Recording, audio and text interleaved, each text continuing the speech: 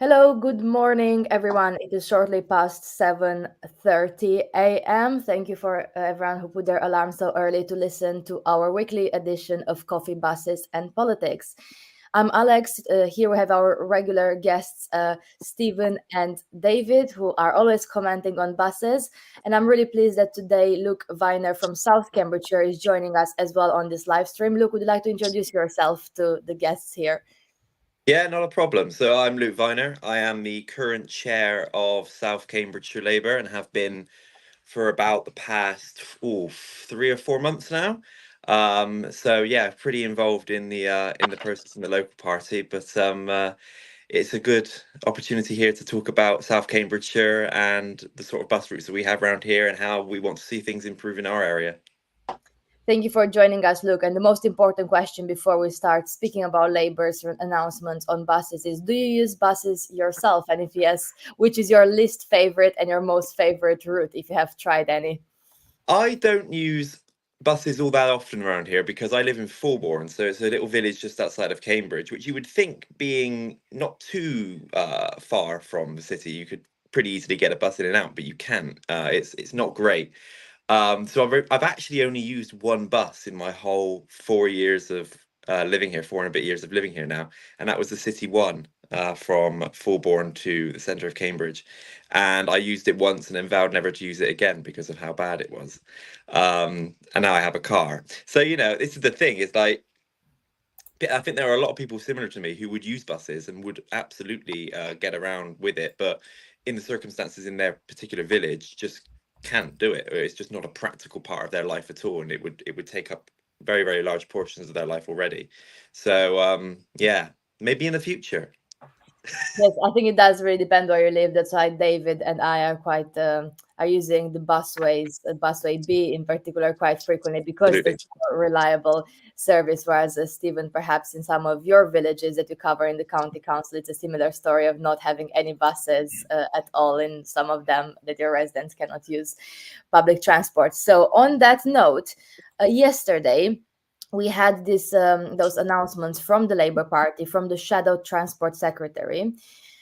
Labour plans to save up to 1,300 bus routes as the party, the Labour Party, promises to speed up bus franchising. I know we discussed a bit about bus franchising in past live editions. What does it mean? How it would work, for example, in our combined authority, some of the differences of different systems of running the buses, from franchising to enhanced partnership or like complete public ownership of buses.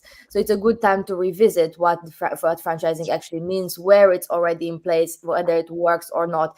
But first of all, before we go on to those questions, let's have a summary about what Labour's proposals were that were announced yesterday. So the party is saying that up to 1,300 bus routes across England could be created or saved under Labour's plan to allow communities to, in their words, take back control of services. Now, this comes from the fact that despite buses being the most common form of public transport across the UK, the figures last year showed that buses drove fewer, so 300 million fewer miles than in 2010. So we have seen a decline by about over a fifth since 2010. In this, well, over a decade, many services have been cut, as we are well known from our areas. So we had the current conservative, well, first coalition and conservative government, we can say that thousands of services have disappeared from the routes for different reasons, and we can go into detail about that.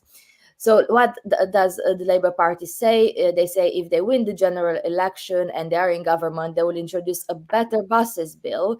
And what powers would that introduce? It will empower local leaders to actually have better services by speeding up those franchising processes, removing some of the barriers to having bus franchising power. So, for example, at the moment, it's only combined authority mayors, a local council can't set up a franchised system of buses. We can't own as a council bus companies in terms of public ownership of bus companies, since the buses have been deregulated many decades ago. Um, And why perhaps Labour thinks it is a good idea. They give the examples of London and Greater Manchester, where we have buses that are operating through a franchise, especially the example of last year, Mayor Andy Burnham in Manchester launched the B network in the city, which saw the buses brought under public control there. So overall, the Labour Party claimed yesterday they could save up to 1,300 bus routes, and therefore it will allow 250 million more passenger journeys per year, and especially benefit routes in rural England in general, while the UK overall, so in particular connecting villages with towns and cities. So that's a bit of a summary. You can see a lot of coverage in the news yesterday, videos on social media, different responses to this announcement. If you are watching now and have read this or just heard us chatting about this morning, please do share your comments, whether you're watching on Facebook, Twitter, well, X now, YouTube, or whatever platform you're watching on the live stream. Please do add your comments, because in a bit we'll take some live comments from you and respond to them. So meanwhile, David, let's start with you. What is your response seeing those announcements yesterday? I mean, I think it's very positive. Bus deregulation was a disaster, has been a disaster. It is, and buses have been getting worse. Now, there's lots of reasons for that, but partly for rural areas like ours, it's difficult to run a bus service in a sort of open market or in a free market way. There needs to be some form of state subsidy or whatever it is, or bundling of routes together so you can have cross subsidy and so on. So I think it's good on that basis. I think it also means that you're going to have hopefully a more integrated system tying into other bits of public transport. So buses matching up with other buses and buses matching up with other trains and so on, which would be obviously be good. So we'll see what happens. I think the question is there going to be any new money? Because whoever wins the election, money is going to be really tight. So I think that's a question.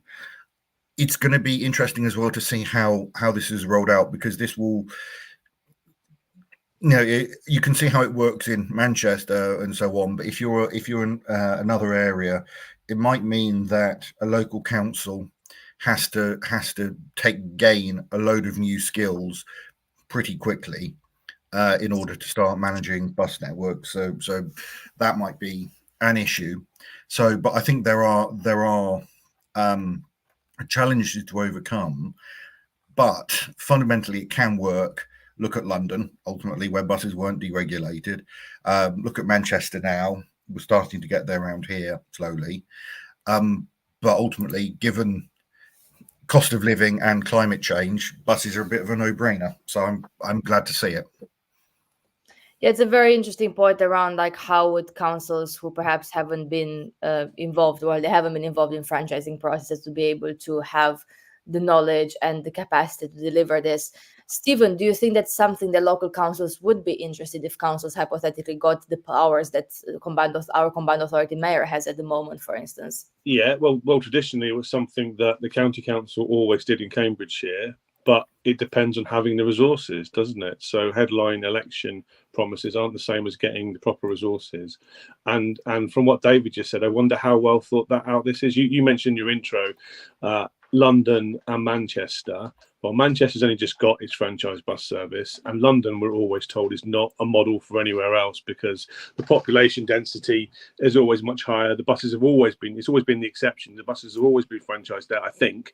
And London, there's lots of different bus garages. When you get on a red London double-decker bus, it's not all from the same operator. They're different operators, kind of branded in TfL numbers. They all go to different bus garages, basically, in TfL colours. And so the concern is, I think, is what works in London and what might work in Manchester, because it's too new to say yet, might not work in Cambridgeshire, which is 70% rural. On the Independent yesterday, they listed Cambridgeshire as one of the top places they were going to apply this, which is good news. But the challenges of running bus service at all in rural communities is a lot different than doing it in big cities, I think. And so I wonder how much work Labour have done on the ground, given that I suppose they haven't talked to either of you two, who are our local bus experts, before putting that in place. And so that would be the biggest concern. One of the figures I saw in the press, and I can't see it on the Labour page. Instead, if you go onto the Labour page about buses and scroll down to the bottom, you'll see a picture of Alex on it as well. It's amazing that you are on that page. What? I didn't notice that. Where is it? I'll put it in the link. It's a link. It's like it's asking for donations. So you're obviously the coverage expert asking for money at the bottom of the link. But the other issue is, I saw in some of the press coverage that they were going to reinstate all the bus services that have closed over the last few years. And if they're going to do that, that's not a sensible way about going about this, isn't it? If you're going to do this, you want to go and have a clean sheet of paper and redesign a transport network that works, rather than trying to reinvent something that clearly didn't work. Because those, we've talked a lot about bus subsidies and how some bus services were charging, £75 per passenger or being subsidised at that rate. So I think, in principle, it's a good idea, but there's not enough detail, and I hope it's not just another empty election promise. That's all. Yeah, I think it's a fair point about if we're going to do this, if Labour won the election and first term in office, this Better Buses bill comes through. It's really important what you're saying about actually engaging at the local level with different community groups, obviously local council representatives, council leaders, to ensure that it actually reflects the needs of the area. I'm sure they thought about this, but as with kind of every pre-election plan, it's more about the key points now, and some of the detail will hopefully be later on in the manifesto and kind of further engagement. Luke, do you think this Better Buses plan would make the city route one better at all in your area or any? Well, exactly. The big thing is it gives the local authority powers to be able to almost dictate in their own way some of the routes. And as I said, one of the biggest problems I have in Fulbourn is the City One takes so long to get into town for a route that it goes through quite a few different villages. It goes through Cherry Hinton, it goes all the way down to the hospital, it then goes all the way up and into the train station. And it's very convoluted, and that's even if you don't get stuck in a load of traffic, that's still about a 45-minute, 50-minute journey for something I can drive in 10 minutes. And so that's the real disconnect at the minute, and that's why people kind of tend to avoid it if they have a car. So if the local authority have powers to actually go and put in new routes, I'm sure there are quite a few shorter routes or more efficient routes they could make that could expand this better. I do like I do understand exactly what Stephen was saying about the whole if they're just going to reinstate a whole load of routes, that's not really the best idea. They really need to sit down and start planning this from the start again. And I agree. Obviously things have changed quite significantly in 15 years, 16 years, or even longer than that sometimes. But there's a lot of development in Cambridge. There's a lot of new areas of development coming up. There's villages have changed quite considerably in the past 20 years. Just in my village of Fulbourn, we have a good few new developments that are propping up. Buses would have to be able to serve those, and the routes would have to be moving around on all those. So it will take probably a lot of cohesion, talking to the local council, talking to local authorities, talking to local residents and parish councils who understand their villages the best. I'm a member of Fulbourn Parish Council, and having those discussions with people who really understand the village would help as well. And obviously that would be expanded to all other villages in South Cambridgeshire. But I think it's obviously similar things, Stephen. On a principle, it's an extremely good thing. I've been waiting for this sort of announcement for a very long time. I think about a year ago, maybe 2 years ago, they were floating the ideas of public ownership of buses and things like this. So I'm glad to see it going in that direction with this announcement. But again, the devil's in the details, and I guess we'll see how that transpires as we move closer to the general election. If I can just pick up on something there, the other thing is there are a lot of towns in our area that have grown. If you look at where Stephen is, in St Neots, over the 10 years I lived in St Neots, it grew enormously. Hunting is starting to grow a lot. There's also we're going to need to think about bus travel within what were smaller towns. Yeah. If I think of Huntingdon now, if we're not careful with what's planned, we're going to end up just putting lots of cars on the road for really quite short journeys, because it is too far to walk. The cycling infrastructure isn't good enough. And let's be honest, it's not much fun in the winter. If we got, we are going to need to look at things like circular routes around some of these towns that have grown, because then, otherwise, and I think it's things like that. And otherwise, people are just going to get into the car. Precisely. I mean, that's exactly the point. And it's dedicated routes as well. Again, going into the real long term, I've always screamed it from the top of my lungs, but I'd love to see some kind of light rail in this area. But these are extremely long term solutions that you're not just going to get immediately. And trying to join up these quite disconnected dots that we have at the minute is the real sort of priority. Yeah, I mean, I think that. Oh, sorry, Alex. No, go on if it's on a similar point, because I was going to move the topic. So yeah, no, I was going to say I mean, light rail and so on, it's great. Buses are always going to have the advantage that you can change the routes more easily. Exactly. I was going to bring in the topic about reversing the ban on public ownership, because at the moment, what a lot of residents ask me when we have a chat about buses and their different mixed feedback about bus routes is why can't the council just set up bus companies like it used to be like many decades ago? Why can't we have like any public ownership? And actually, this is just not possible at the moment because we don't have the legal framework. So that's an interesting thing, I think, in the proposal that I was reading, actually reversing the ban on publicly owned bus companies, in addition to kind of accelerating the bus franchising processes. So that's kind of a second part of it as well. And I see some comments coming in, so please do keep the comments going. I'll just do like a couple more general questions and I will take some comments on the screen. So do you think, this is a question for all of you, do you think reversing the ban on public ownership would actually gather any kind of interest? Because of course, as we heard from our guest from Stagecoach last week, it is quite obviously difficult, and it requires a lot of investment to set up your bus company and be able to have that. And presumably, because we won't have only publicly owned companies, if the council set up a publicly owned company, it will be in competition with commercial operators as well within this kind of system. So what do you think about that? I have thoughts, perhaps unsurprisingly. So I think there will be places where it is a necessary thing to do, because effectively there isn't a bus company that is interested or has the capacity in growing routes.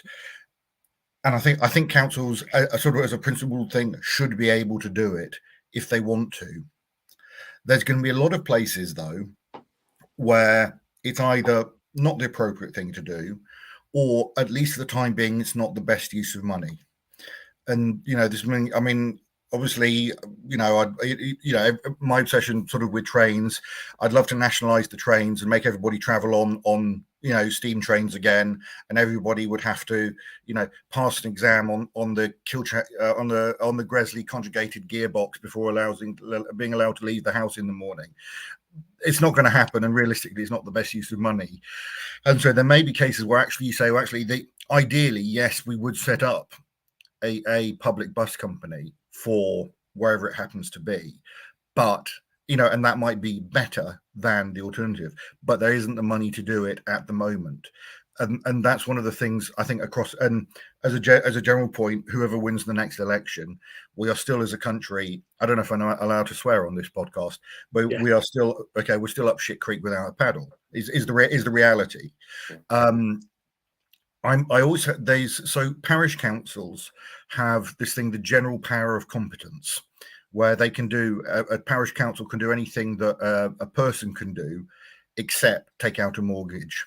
I'm increasingly skeptical of it, because I think it can when you can do anything, you start losing focus on your core functions, and that would be one. I'll finish in a minute. If you look at the experience of Huntingdonshire with investing in commercial portfolios before the recent elections, or whatever it is, we don't, local government doesn't necessarily have at the moment the expertise to run public transport bus companies. There has been, and this is under governments of all colours, going back to the mid 80s, a hollowing out of the state and a loss of state capacity. Now that might be something to regret, I do, but it's also reality.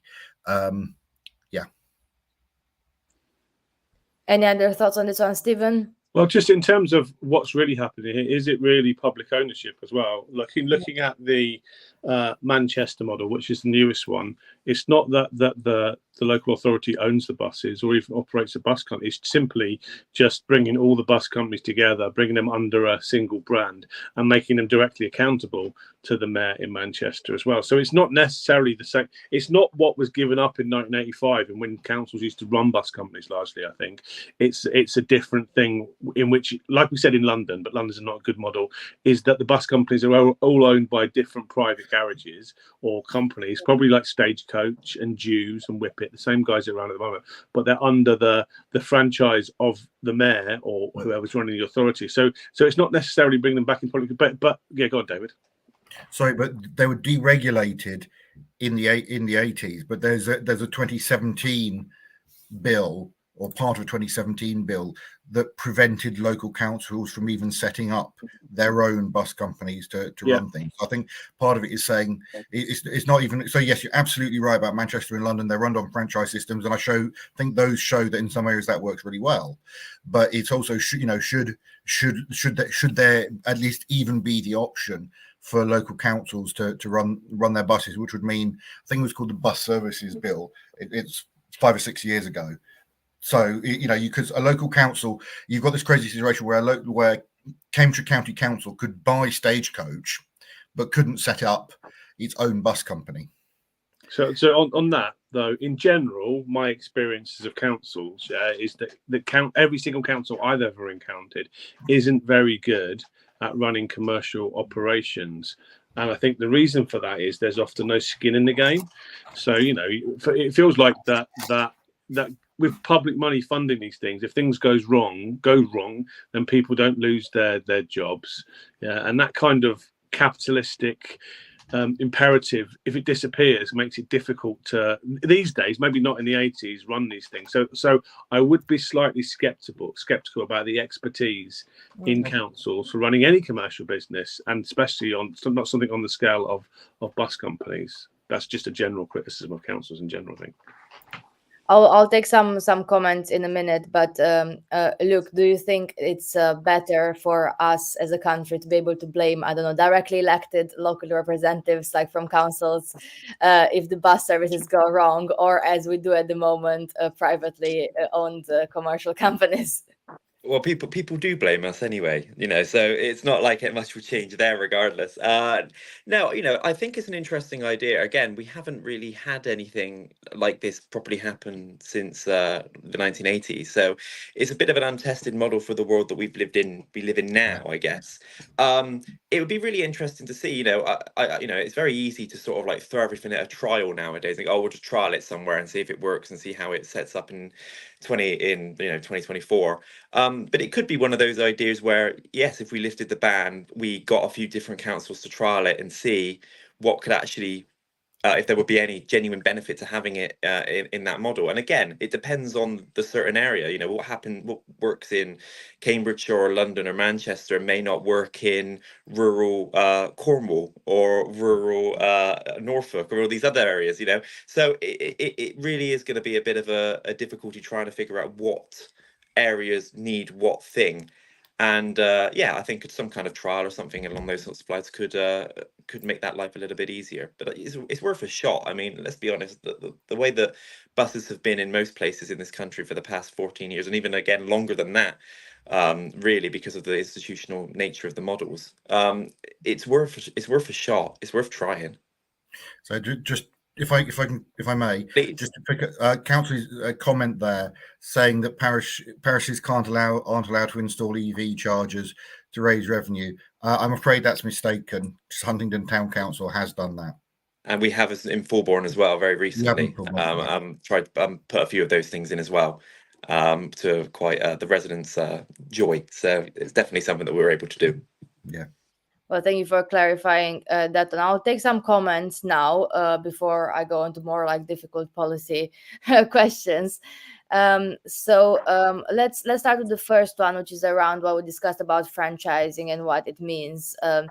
Didn't Stagecoach last week say there were subcontracted services with you? So we're speaking, you remember, about the 4 service that Huntington to Peterborough via Alconbury Weald, which stops the county council.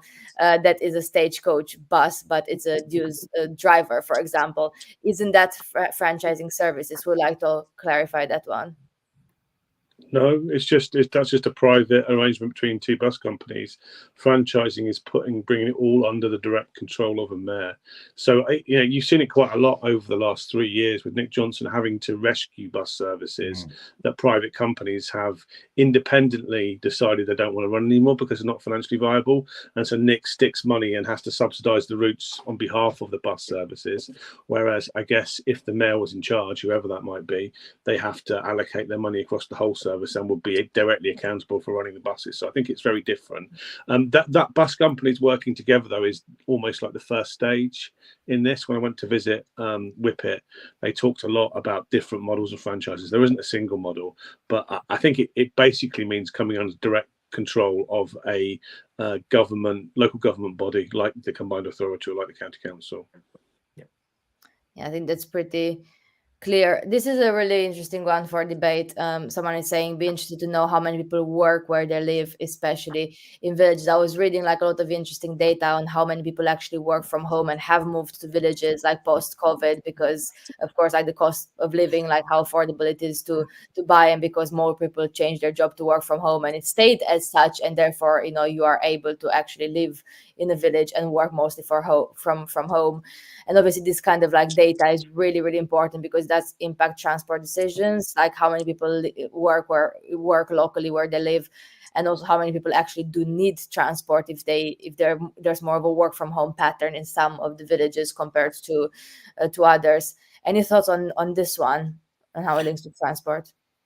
I mean, I think you've touched on something really important there, which is the way that people move around has changed quite a lot, and that's something we're going to have to keep dealing with, going forward.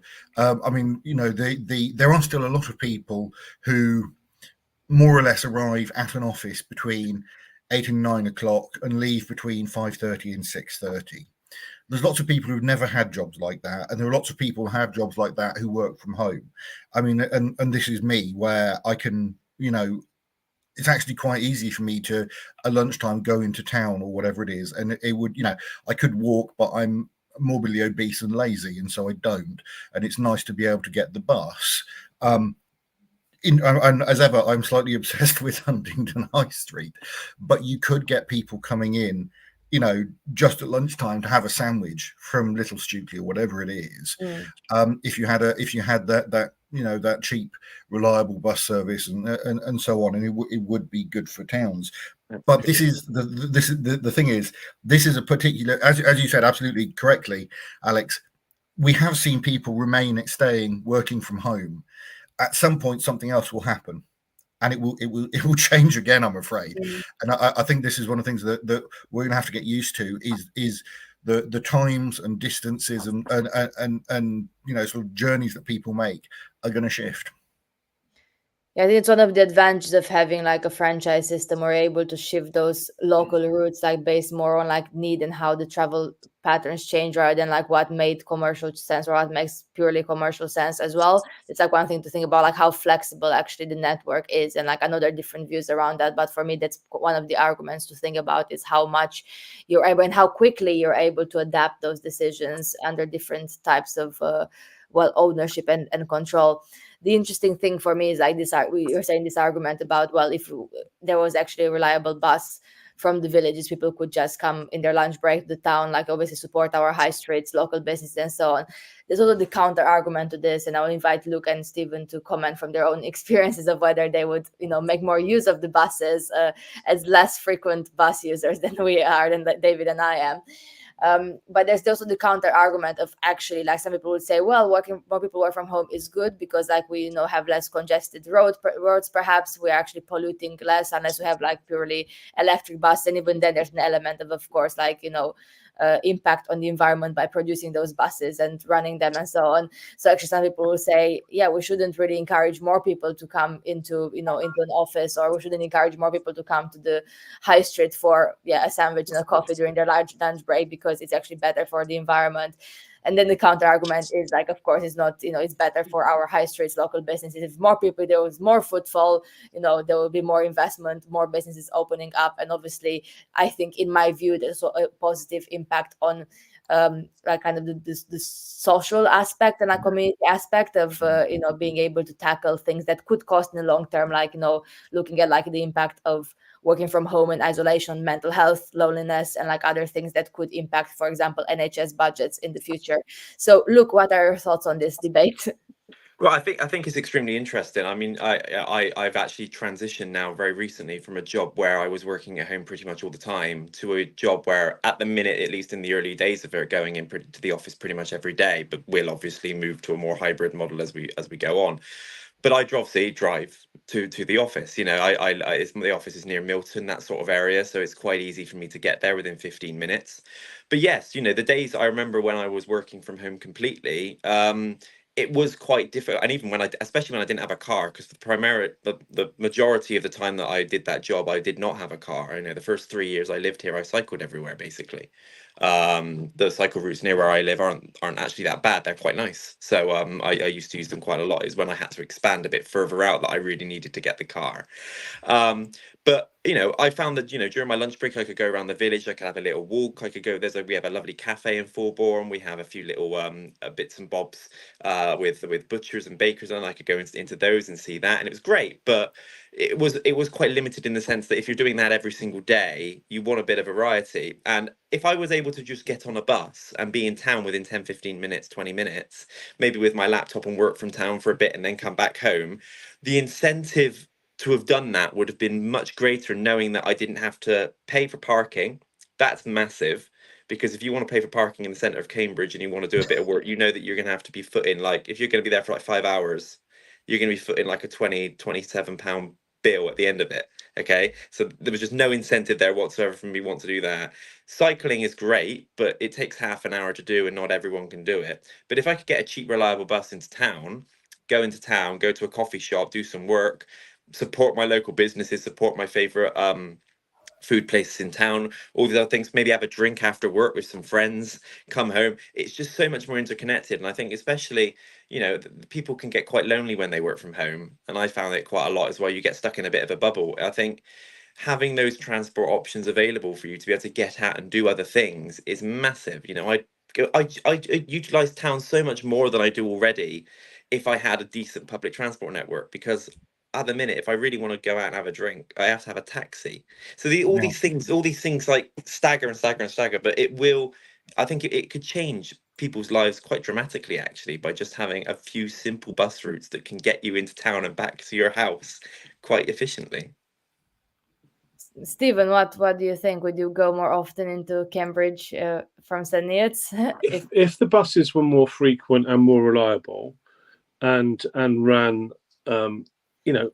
later, I guess, because most of the time I would use the bus would be for social stuff in Cambridge. And at the moment, the bus stops at 10:30. Last night we went to the theatre. We went to a comedy show, Frank Skinner in Milton Keynes, which finished at about 9:30. But actually getting back from Milton Keynes at 9:30 on the bus, even though it's the next biggest place, I can drive it in 40 minutes, would have taken hours. And I don't think that the X5 runs that late as well. So that's the real big issue. And like you said, getting to Cambridge is the use case for buses for me. But I wouldn't use a bus, I don't think, to get to Bedford, where I don't go very often, but certainly not to get to Milton Keynes. So actually, that's only part. I think St. Neots already has a good bus service into Cambridge. I mean, it could be better and it could run later. The bigger problem is rural connectivity, and my residents who live in Abbottsley and Worsley and Great Gransden, how they, who are having to pay £36 per bandy property for a bus surcharge, but don't have any buses, and that's the real issue for me. And that's a different thing, a different model, and requires something like DRT. I think there's been a question on DRT, actually. Maybe you can ask us in a minute, Alex. Yeah. And definitely, I'll take a few more, read some comments. There are more comments and not questions, and then I do a couple more questions about, about the announcements. So yeah, someone is saying here in the comments, it would probably be a nightmare but dynamic bus routes need to be a thing as each day changes, and probably by the hour too, to enable the change in behavior. Yes, it's something we're saying about, like, how the system needs to be a bit more flexible. And this actually connects, maybe like we can connect now the question on demand responsive transport, because in our combined authority area, of course, we had the Think trial in Huntingdonshire, and now with the mayor's announcements of like the 30 new bus improvements, quite recently when Nick Johnson announced this, there are trials for demand responsive transport in other areas. So I guess the question is, like, under those new proposals that we have seen from the Labour Party yesterday, would something like demand responsive transport work better in your view, be better integrated? No idea. Worth trying. Let's start, because it's on my patch mainly, although David's probably the biggest Ting user I know, and maybe he can illuminate me on this a bit as well. So it's been going for more than 2 years, hasn't it? Probably 2.5 years, Ting, and it was originally run by Stagecoach, and I thought under Stagecoach it was quite successful in the beginning, and then it was put out to tender again, and a company called Victare took it over. And it occurred to me when we started talking about Ting, when we talked to Stagecoach last week, that I hadn't talked about it or thought about it in about 6 months. And it was like, it used to be a crucial part of this battle on buses and keeping Ting, because it does. Ting, for example, is the solution, I think, or DRT is a solution for rural areas with lots of villages, because there isn't a defined route, and basically it shifts its routes depending on where people want to use it.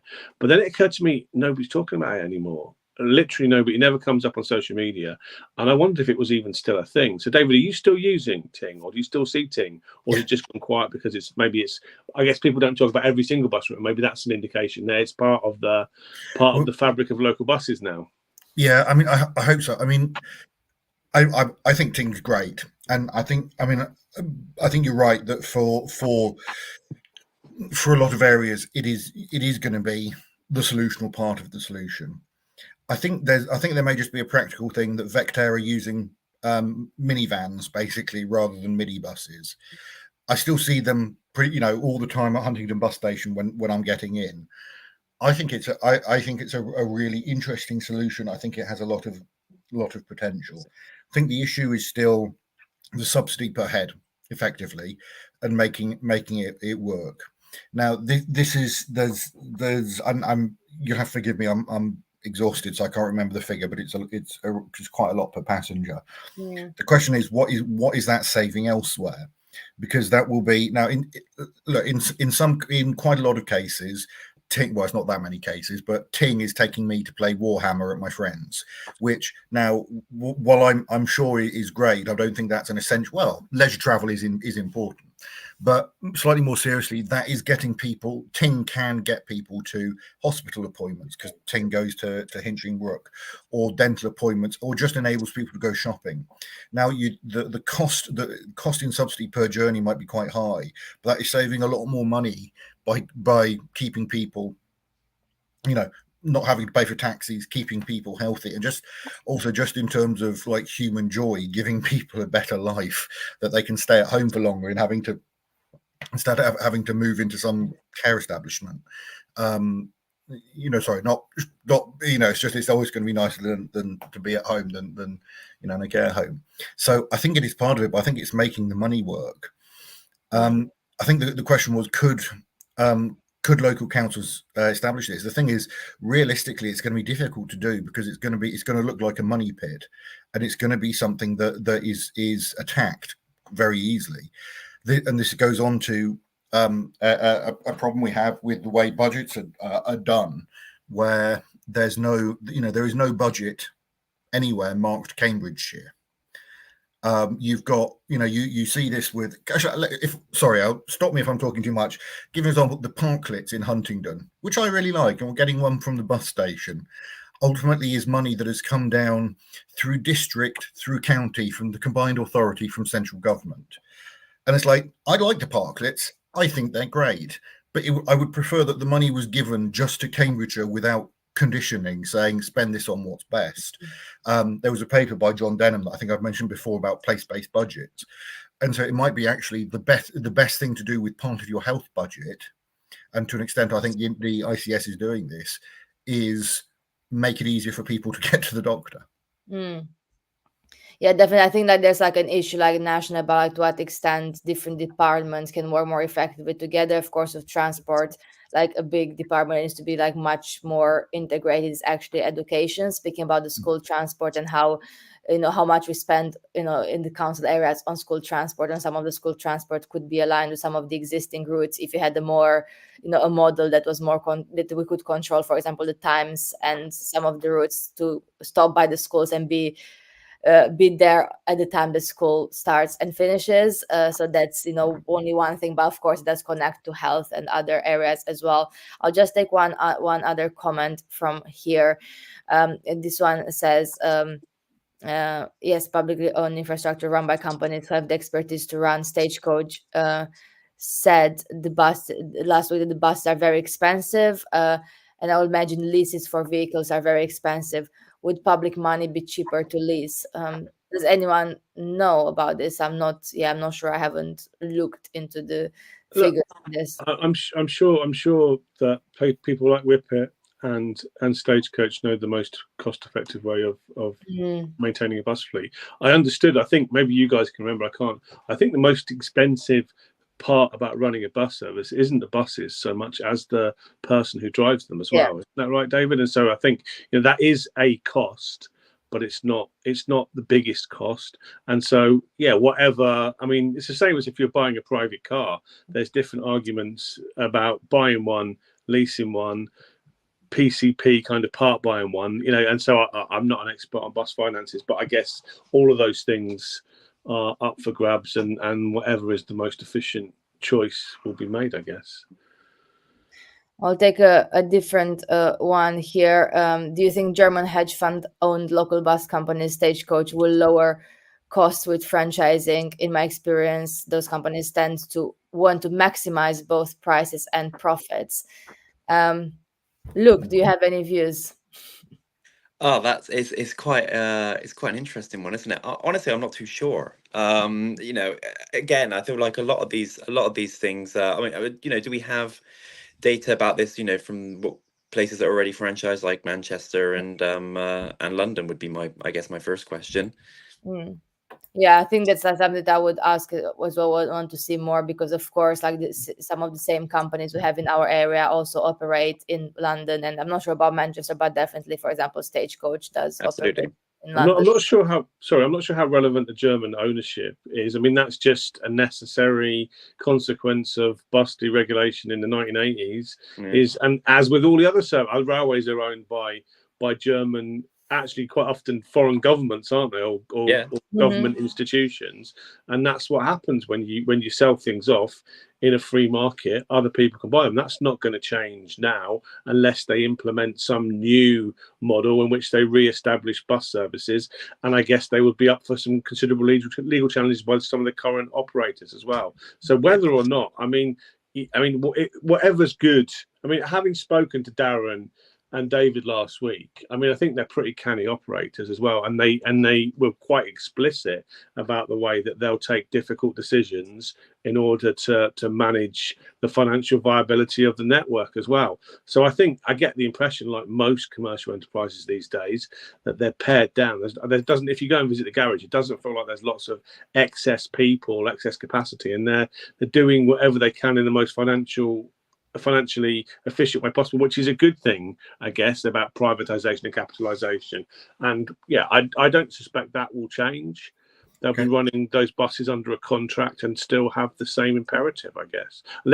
I think they would say, so the benefit of this for bus companies, and we talked about leasing earlier, and when I talked to the guys, Ed Cameron from Whippet, is that it will give some measure of stability for the bus companies. It's going to be a more regular income stream, which means that they might be able to take the risk to buy some better, more reliable buses. Lots of the negative press that Whippet got was because Stagecoach gave up a load of services services, Whippet came in to rescue them, doing the decent thing with some funding from Nick Johnson.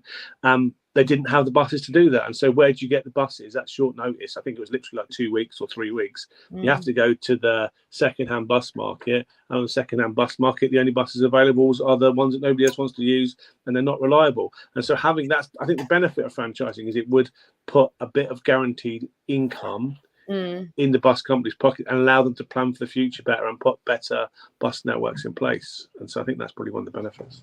I mean, you're starting to get into the dangerous territory of the rolling stock companies that you have in the trains, where the buses are owned by one organisation and then leased out to another. I'm not a fan of the Roscoes. I think having that longer time definitely makes a difference. I mean, it's one of the same demands or asks that local government have had. It's multi-year budget settlements. Ultimately, this is, if you move to franchising, it's a principal agent problem, and it depends on the franchise documents being brought up well and then being enforced. I mean, you're right, Stephen. The Stagecoach are running things efficiently and so on, but ultimately, and I'm actually quite sure that this isn't what Darren and David want to do. I think it's what they have to do. I'm sure they would love to run buses everywhere, because I think they really like buses. But I think they are responsible to ultimately to shareholders. The franchising can, and I'm saying it no more strongly than that, change those incentives a bit. So you say, well, if you want this franchise money, these are things you have to do. Again, ultimately, it's a principal agent problem. Well, we have actually around 340 people watching live, so it increased since we started. So more people are waking up and logging in the live stream whilst they're committing to work, I guess. So that's good, everyone. I think I will end with like one kind of broader theme, and this is about the different pots of money that go into buses, because one of the big, I guess, more controversial discussions in Cambridgeshire has been around busways. And of course, David and I use very regularly the busway B, busway A. A lot of people use the busway from Cambridge to St. Ives. And I think in general, now that's been in place for a number of years, the feedback is quite positive. Like every time I speak to people who use that, although of course people say, well, it could be more frequent or the times could be a bit later, a bit earlier. People generally that I personally meet say, okay, that's a good, an example of something that actually works. It gets me to Cambridge quite quickly from St. Ives. I mean, not from Huntington. Like that's why we need the kind of direct route. But then again, when we speak about building potentially other similar types of infrastructure busways, there's a lot of debate, especially in South Cambridgeshire, where like some of the busways are being proposed and people asking like, are there better alternatives? But this brings me to the point that like this money, for example, for those busways that are currently being discussed are from the Greater Cambridge Partnership. So again, people who say, well, is the local council funding this? Well, no, it's central government money that goes to this Greater Cambridge Partnership. That is not really the mayor. It is not the mayor, not the combined authority, it's not local councils. It's another layer of local government that Stephen has a lot of thoughts about the GCP. But I want to bring Luke in to see to hear his thoughts about how, if we had those a more integrated model, I guess, to run buses, franchising, giving back powers to local councils. Do you think the ways that we plan, the bigger pieces of infrastructure like busways or alternatives would change and could get a more, positive response locally? I think so. I mean, especially like I said, with the big new developments that are happening, we do have to.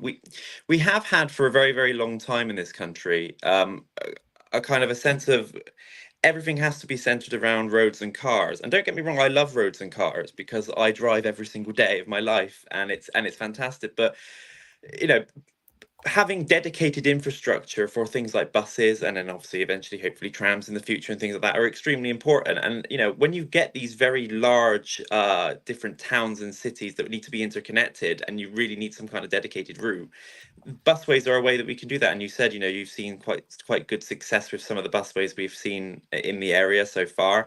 I haven't had the personal experience of using them yet, so I can't say from a personal view, but I think there is definitely scope to be able to increase on those things, obviously with consultation with local people and making sure that there's mitigations with certain things. I know that a lot of these things would have to be built on the green belt or parts of the green belt as well, so you need to make sure that there's various mitigations to allow for those things to happen.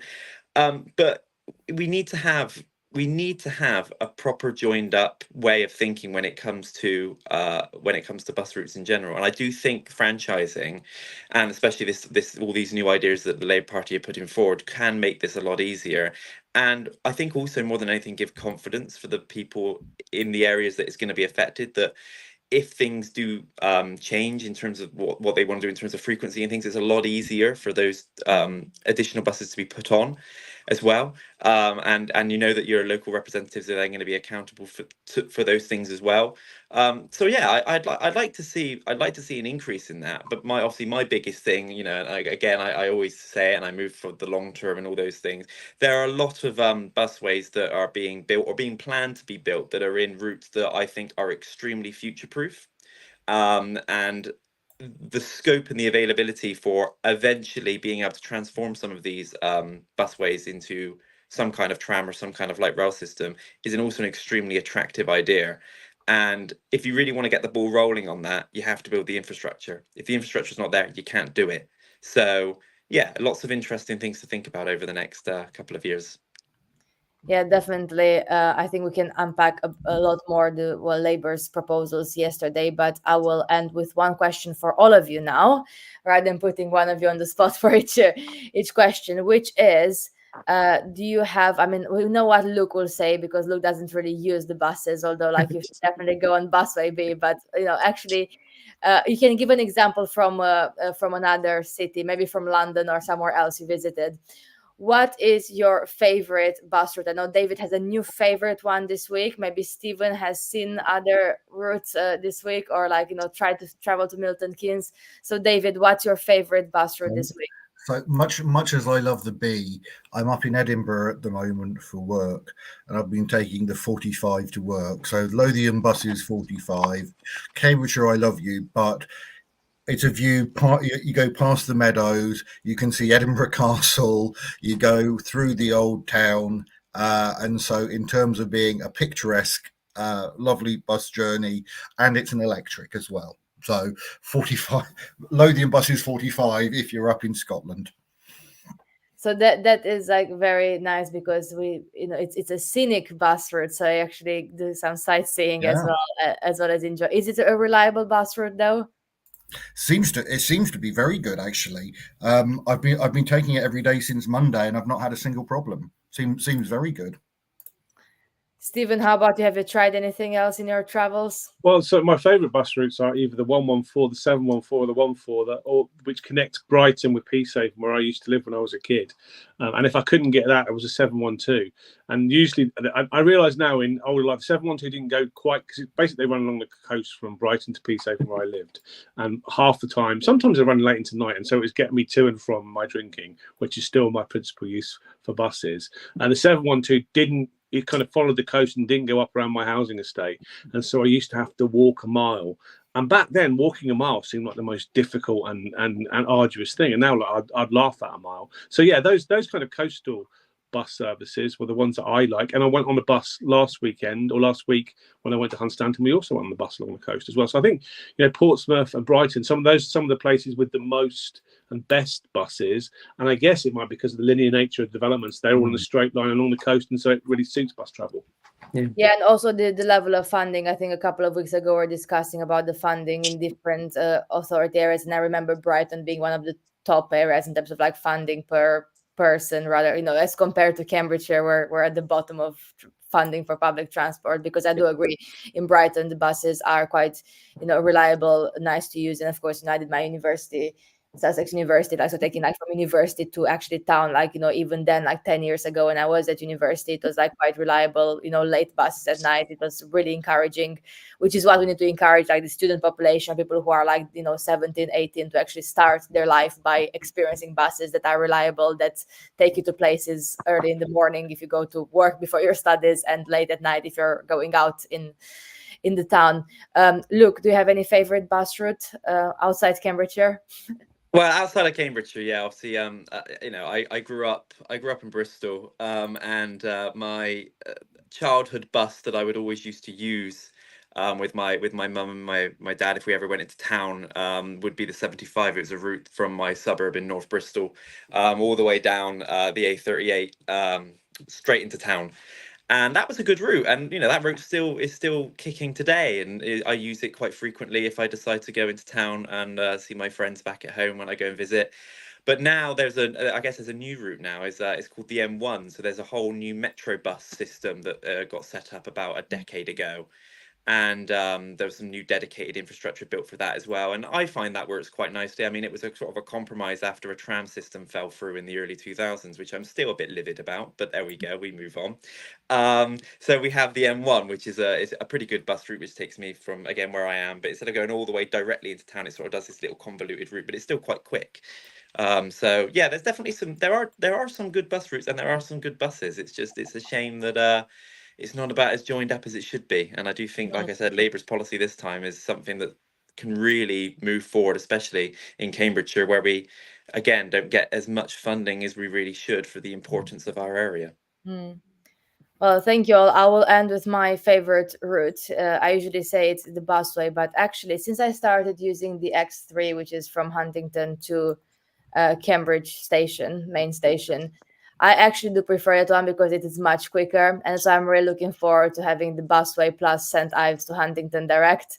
Because now if I'm going to, kind of Cambridge station or nearby central area, I will use the X3. And I think the other thing that I really like, and it's I guess the competition between a Stagecoach and Whippet, because X3 is a Whippet route, is the system that they just had quite recently about the tap-in system that you just tap in your phone or card, and then the kind of ticket price, if you travel multiple journeys, it kind of just automatically calculates and it gives you the cheapest option. And that's obviously people who are in London or other places already have that kind of system, but that's something that I'm really keen to see, the integrated ticketing system. Now it works on some of the on the Whippet routes, like the X3, but actually having, if you have to use more than one operator, having this integrated ticketing system is really important. All right, thank you everyone. I will end here. There actually some works now outside my window, so there's some background noise starting just now.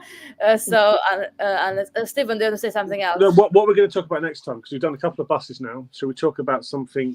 Should we talk about Cambridge 2040 and 150,000 homes next time? Yes. So there are 373 now. Actually, the number is increasing as we end the live stream. What, 373,000 homes? No, 373 people. viewers. Oh, people. I was going to say something. And I would like to invite our viewers. Don't give them ideas. I would like they each need 100 homes each. No, yeah, definitely. Yeah, I'd like to invite our live viewers today to leave in the comments after we finish this live any kind of topics. I think the Cambridge 2040 could be a good one. Perhaps the guest who knows a lot about this topic, but there are other things as well that are debated now in politics. So do let us know. Thank you everyone for your time today in this early time of the morning. Thank you to Luke for getting out of bed so early as well. Thank you. My best. I'm not normally that good at it, so I'm quite surprised at myself. Are you going back to bed now, Alex, after having 3 hours sleep, or are you going to go out leaflet? No, I'm starting work at 9 a.m. So I'm going back to bed because I've just finished the conference I've been organising. I'm completely exhausted. My bed is there. I can literally touching the bed in my hotel room. I'm going back to bed and then in a few hours getting the train home. Where are you, David?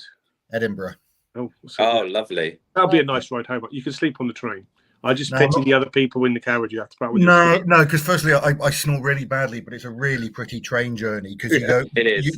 You go. Yeah, going through Newcastle, going over the Tyne is amazing, and then there's a section just as you go out of Edinburgh where you're going along the coast, and it is one of the most stunning railway journeys. Well, have a safe travel back. I'm starting work at 9 a.m. as usual. Usually I start earlier when I don't have coffee, bus, and politics. I start work at 7 a.m. after the exercise at 6 because I'm a morning person and a late night person. So that works perfectly. But I am taking the X3 into Cambridge later this evening. So I will let you know in the next live stream how that went. Okay, so thank you everyone for your time today, and our viewers. Thank you as always for your comments. Do let us know what you'd like to discuss next time, and if you have any ideas of other guests we want you and us to invite as well on the live stream. Have a good rest of the day and weekend. Bye-bye. Bye. Bye.